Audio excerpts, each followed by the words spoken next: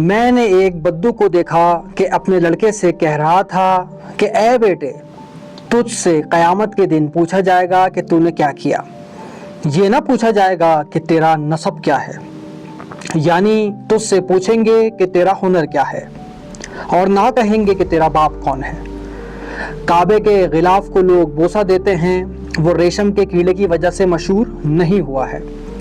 چند دن ایک باعزت والے حضور صلی اللہ علیہ وآلہ وسلم کے ساتھ رہا اور لا محالہ اس کی طرح باعزت ہو گیا۔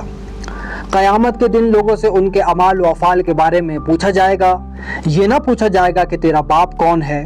لہٰذا ضروری ہے کہ اس پیدا کرنے والے سے دل لگایا جائے جس نے اس دنیا کو تخلیق کیا اور سب کچھ اسی کے کنٹرول میں ہے۔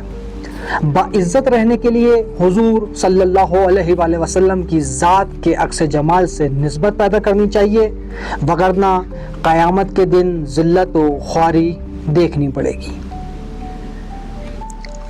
اعرابی را دیدم که پسر را همه گفت یا بنی انک مسئول یوم القیامت ماذا اکتسبت ولا یقال بمن انتسبت، یعنی تو را خواهند پرسید که عملت چیست، نگویند پدرت کیست. جامعه کعبه را که می بوسند اونا از کرم پیله نامی شد. با عزیزی نشست روزی چند لاجرم همچنو گرامی شد.